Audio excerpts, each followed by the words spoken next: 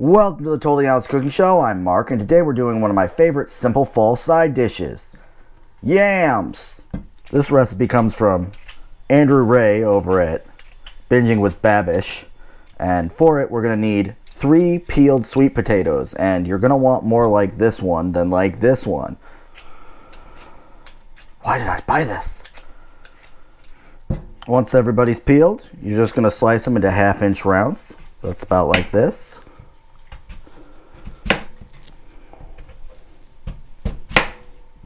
Okay, here the recipe says stick it into a well-buttered casserole dish. I'm just throwing it in this cake pan because that's what I got on hand right now. Next up, we're throwing 12 tablespoons of butter into a bowl. That's a stick and a half of butter right there. Ideally, you're smarter than me and you left this out a little bit to soften. 1/2 cup of brown sugar. You can use light, you can use dark, doesn't matter. 1/2 cup of terminato or raw sugar. I keep this in my pantry just for this recipe. That's how you know it's good. Then we're going to cream them together. I actually do prefer to wait till it's softened, but the chicken that I roasted is already done. So, just going to have to live with it. Brute force application is acceptable when creaming butter. I have done this with a potato masher in the past. I'm not going to do that today. We can just be normal folk. About halfway through our creaming, I'm going to go ahead and add a tablespoon of cinnamon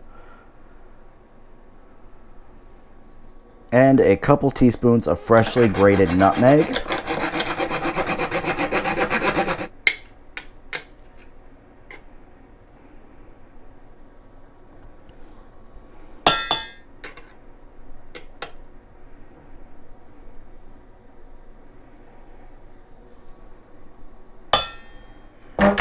And once that's in there, I'm just going to give it another final mix. You'll notice that I loosened it up a lot while I was twiddling it about and beating on it. So it should be a lot smoother than it was. A little kosher salt. I'm going to just dump this over the top. It doesn't have to be perfect, folks. You can just go nuts with it. Spread it about. Next, we're going to cover it, put it in a 375-degree oven for 1/2 hour. You can go hotter, you can go colder, just not a lot, you know. I have made this while roasting a duck before. Underneath it, it's fine. While I'm waiting for that, I'm going to take a cup of honey whiskey, and I'm going to set it to a boil over medium heat.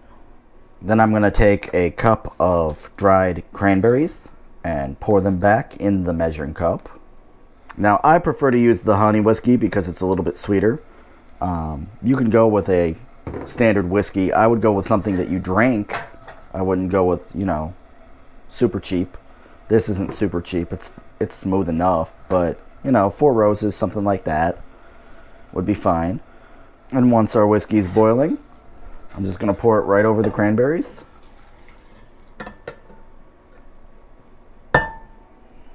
And let it sit there until we're finished. After that 1/2 hour, we're going to take it out, take the top off, and mix it around.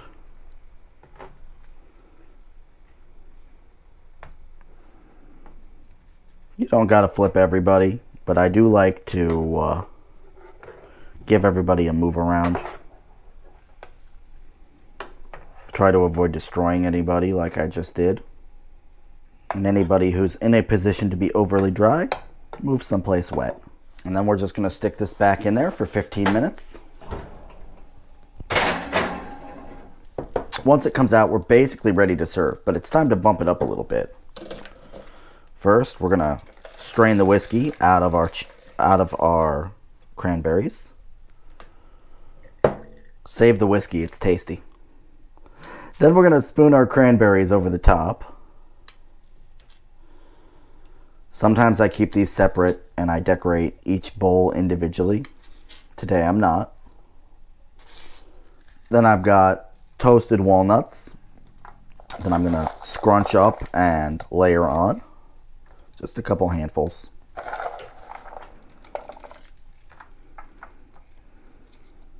And then finally, ricotta cheese balls. You can go as hard on the cheese as you want.